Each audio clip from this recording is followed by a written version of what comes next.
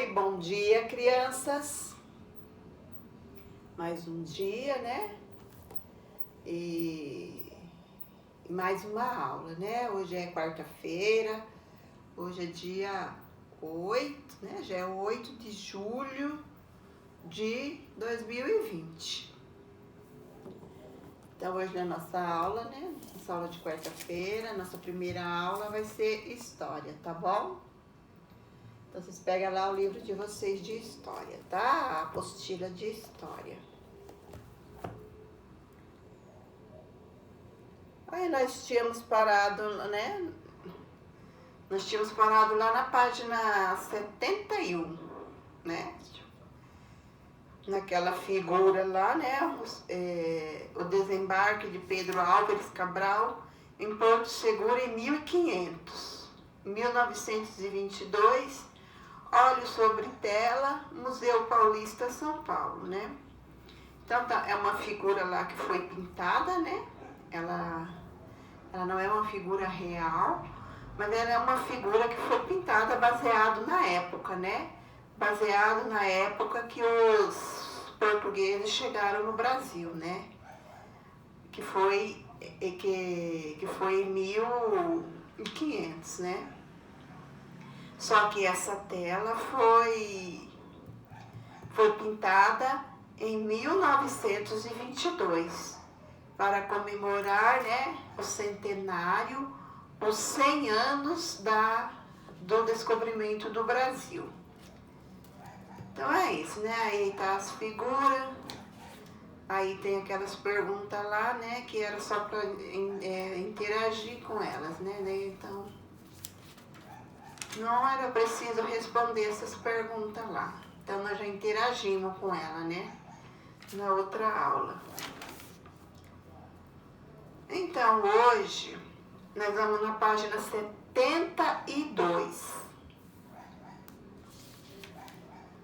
O primeiro contato dos indígenas com os portugueses causou estranhamento.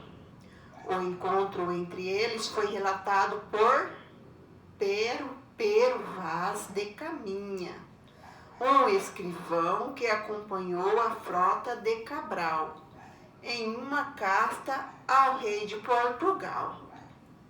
Então, aí tem mais uma tela, né? Uma imagem pintada, que naquela época não tinha fotografias, né? Qualquer coisa que a gente vê daquela época é uma pintura, mas é uma pintura assim que eles faziam como, né?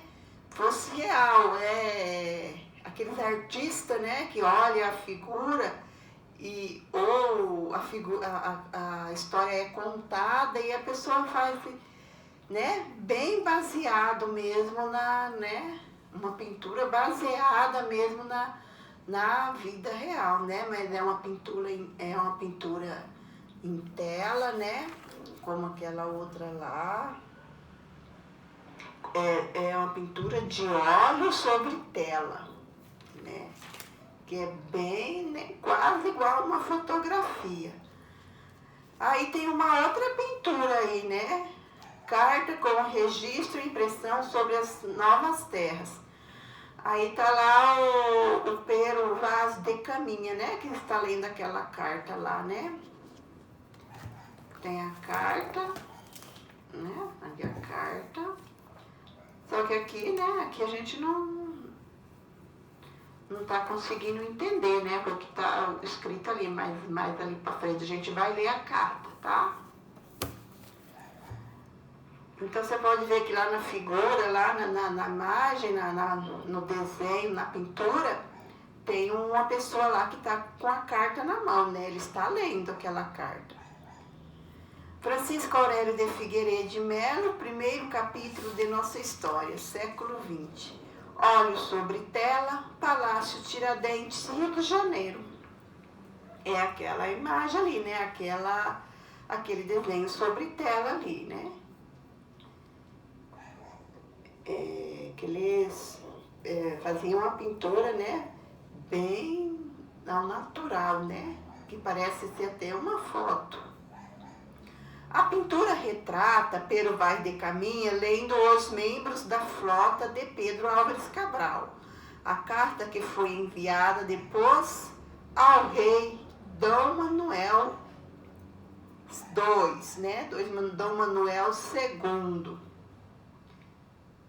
Dom Manuel I, aquele ali é um L, a pessoa pensou que era o... Então é Dom Manuel I. Nessa carta ele descreve o momento em que avistam as terras e o nome dado a elas. No momento, né? Então ele escreveu a carta no momento em que avistaram as terras brasileiras, né? Então vamos ver lá o que ele escreveu na carta. Neste dia, a horas de véspera, ouvemos vista de terra. Não é assim que tá. Ouvemos vista de terras. Primeiramente, de um grande monte, muito alto e redondo, e de outras terras mais baixas, ao sul dele, e da terra chã, com grandes arvoredo. Ao monte alto, o capitão pôs o nome, o Monte Pascoal. Então, primeiras coisas que eles avistaram, né? Quando eles avistaram as terras, né? Que hoje é chamadas terras brasileiras, eles viram uma montanha, né? Muito alta, a que deram o nome de Monte Pascoal. E a terra, aí avistaram a terra, né? Que eles deram o nome a terra de Veracruz, né? Quando eles olharam as terras, né? Que hoje é Brasil, eles deram o nome de terras de Veracruz, né? Assim que eles avistaram, eles deram esse nome, terra de Veracruz. O escrivão também relatou algumas situações do encontro entre os portugueses e os indígenas. Aí ele relatou mais, ele pôs lá na carta, né? Ele continuou lá na carta. A feição deles é serem pardos, maneira de avermelhada, de bons rostos e bons narizes. Ele está descrevendo quem que eles avistaram, né? Eles estão descrevendo os índios. E bons narizes, bem feitos, andam nus, sem nenhuma cobertura, nem estimam de cobrir ou demonstrar suas vergonhas, e nisso tem tanta inocência como em mostrar o rosto.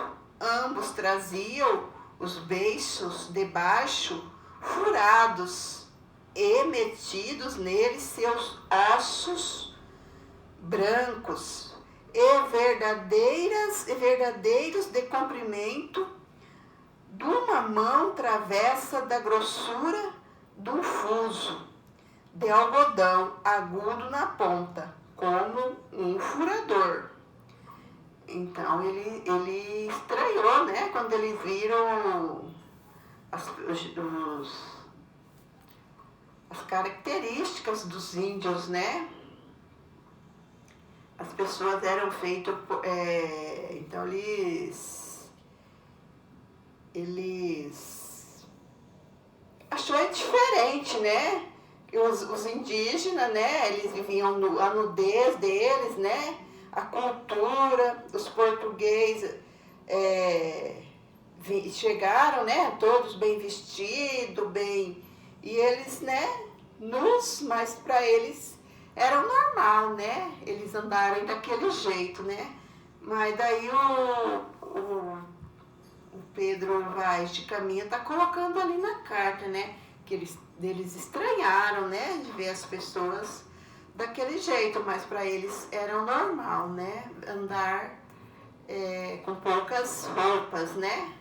E com aqueles acessórios todos, né? Que eles colocavam na boca, né? Que fala nos beiços ali, né? Que ele colocava nas bocas, toda a cultura deles, né? Então eles estranharam muito a cultura dos indígenas, né? Quando eles avistaram os indígenas, né? Que viviam no Brasil antes que eles chegassem, né? Em 1500, quando os portugueses chegaram às terras que correspondem ao Brasil, a comunicação, ou seja, a troca de conhecimento e informações entre os diferentes povos do mundo, se dava basicamente por meio de cartas e relatos. Além disso, muitos povos desconheciam a existência de alguma parte do mundo e até mesmo a existência um dos outros. Quando eles se encontravam, como ocorreu com os portugueses e os indígenas, havia um estranhamento e julgamento entre eles. Refletindo sobre esses encontros entre os povos do passado, converse com os colegas sobre as seguintes questões. É possível hoje reconhecer diferentes lugares e povos do mundo, mesmo sem sair de casa? Então, ali já é para você responder, né? Tem os espaços ali para você responder, né? Você pode interagir aí, né? Com quem você estiver na sua casa, você pode interagir. É possível? É possível, né? Você conhecer tanta coisa, né? Hoje em dia ainda é mais possível, né? Hoje em dia ainda tem a internet, a televisão, né? Os livros. Então é possível você conhecer os lugares sem você ir lá, né? Só você, se você pesquisar um lugar que você quer conhecer, até lá na internet você conhece, né? Então, mas isso você vai responder. Você acha que a tecnologia atual pode nos ajudar a aceitar e a respeitar as diferenças culturais? Sim, né? Então, bom, é uma pergunta que você vai responder, né? Então, está falando das culturas, né? Nós sabemos que nem todas as... Existem várias culturas, né? Existem pessoas diferentes da gente, né? Que tem outras culturas, Então, nós temos que respeitar, né? Então, a tecnologia atual ajuda a gente a respeitar outros tipos de cultura? Então, a ideia você vai responder, né? Os povos que já habitavam o território, o primeiro nome escolhido pelos portugueses para a nova terra não foi Brasil, e sim Terra de Vera Cruz. Mas para os indígenas tupis, principal grupo que habitava o litoral, a terra já tinha nome. Ela se chamava Pindorama.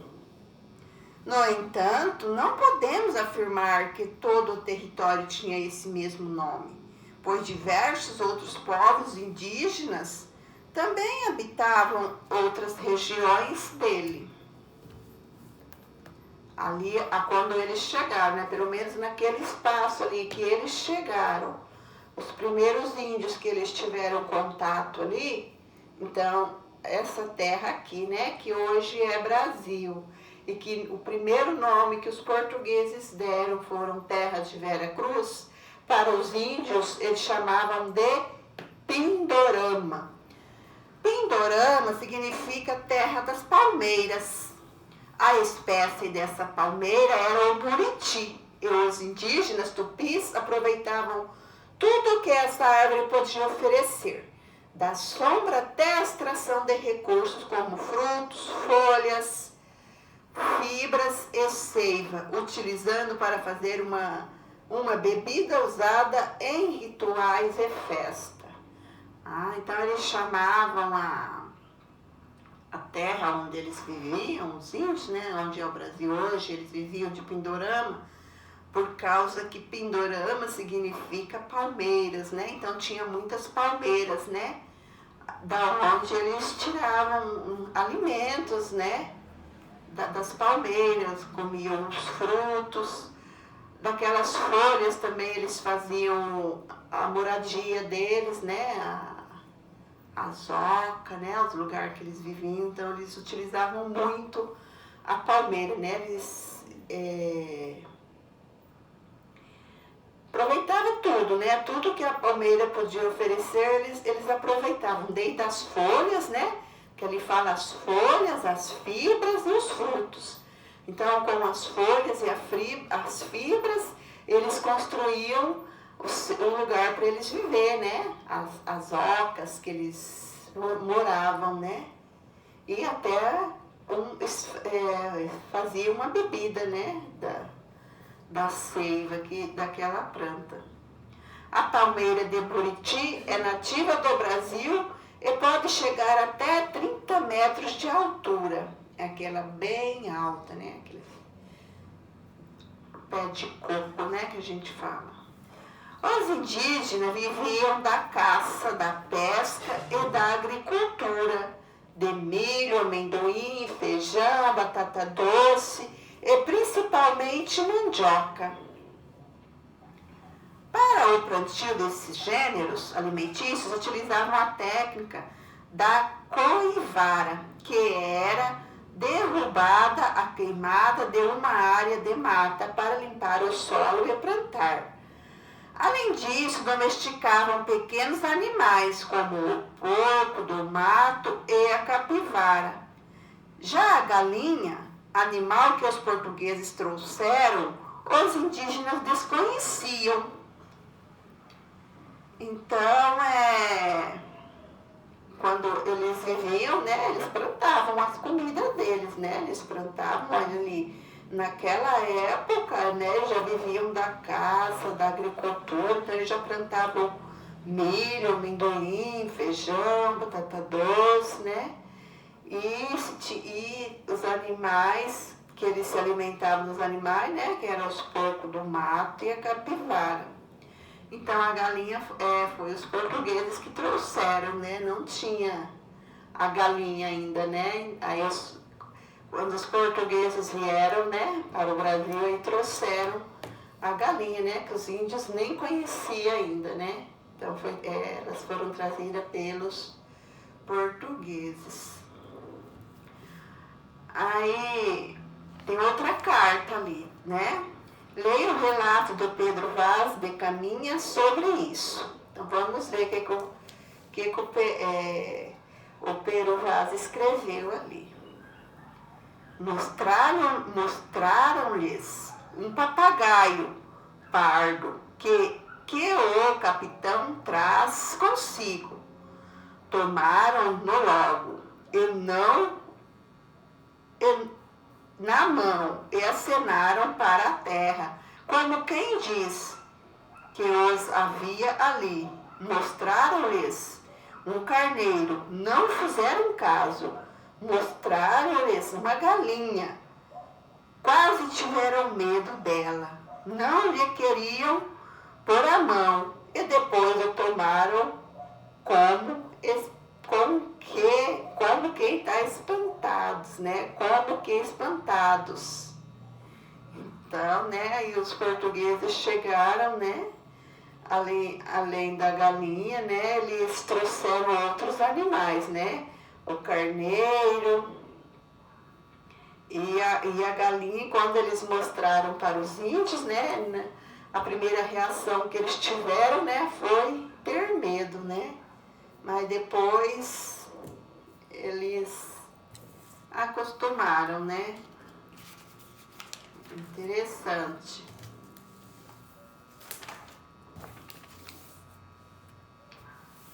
Indígenas e portugueses tiveram conflitos devido às suas diferenças culturais e à imposição dos portugueses para que os indígenas se submetessem à adoção dos seus costumes. Vários grupos indígenas chegaram a formar confederações para lutar contra os colonizadores que queriam tomar suas terras e escravizá-las. A palavra é o texto. Confederação, associação ou união de grupos diferentes que têm o mesmo objetivo. Uma delas foi a Confederação dos Tamoios, que reuniu indígenas tupinambás, guainazés, aimorés e terminonós. Além disso, essa confederação contava com o apoio dos franceses, que haviam invadido o Brasil em 1555, quando desembarcaram em Guanabara, atual cidade do Rio de Janeiro, e desejavam enfraquecer os portugueses no domínio das terras. Os portugueses saíram vitoriosos na luta, que durou 10 anos. Em 1565, os franceses foram expulsos e milhares de indígenas morreram. Depois desse conflito, os portugueses fundaram a cidade do Rio de Janeiro. Os africanos e seus descendentes no Brasil. Em primeiro lugar, os portugueses escravizaram os indígenas, mas as fugas e as guerras entre os nativos e os colonizadores fizeram portugueses acreditarem que os escravizados africanos, por ser tirados de sua terra e levado a viver em um território desconhecido, teria menos possibilidade de fugir. Além disso, o tráfico e a escravização de africanos eram lucrativos para os portugueses. Então, houve um tempo de conflito, né? Os portugueses não queriam perder, né? Eles não queriam perder a pose, né? Eram deles, né? E os franceses tentaram, né? Chegar e em 1555, né? Os franceses chegaram, né? E tentaram invadir, né? Também tomar conta, né? E houve 10 anos aí de conflitos, né? Em que os franceses foram fracassados e voltaram, né? Foram voltar e os portugueses saíram vitoriosos, né? Na luta. Venceram aí, né? Não quiseram perder o posto deles. Aí lá tem uma pintura lá na página 77, João Moritz Rugendas, Mercados de Escravo, em 1835. Litogravura, coleção particular. Então ali é mais uma pintura, né? E era um mercado, né? Você pensou? Mercado de escravos, né? Ali, né, onde eram vendidos escravos. Mercado de pessoas, né? Porque os escravos eram pessoas, né? Seres humanos. Logo que chegavam ao Brasil, os africanos eram vendidos e encaminhados às fazendas ou às minas de ouro, onde iriam trabalhar. Era comum a separação entre os membros das famílias africanas. Os africanos lutaram contra a escravidão de diversas formas. Além disso, criavam maneiras para conseguirem se expressar de acordo com suas origens culturais. Muitas dessas manifestações têm suas origens relacionadas à sua religiosidade e eram realizadas em sigilo, pois não eram permitidas pelos portugueses. Aí ali tem uma outra pintura, João Moritz Rugendas, Batuque, 1835, litogravura, coleção particular. É uma outra desenho sobre tela ali, né? Mas que parece uma fotografia, né? Ali era o batuque, que eles estavam ali se divertindo, né? Tocando e se divertindo.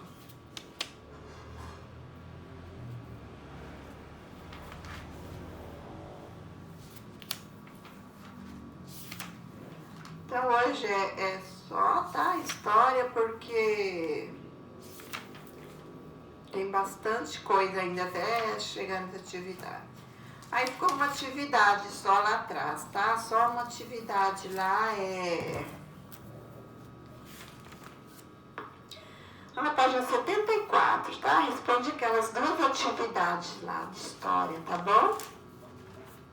Aí na próxima aula a gente continua.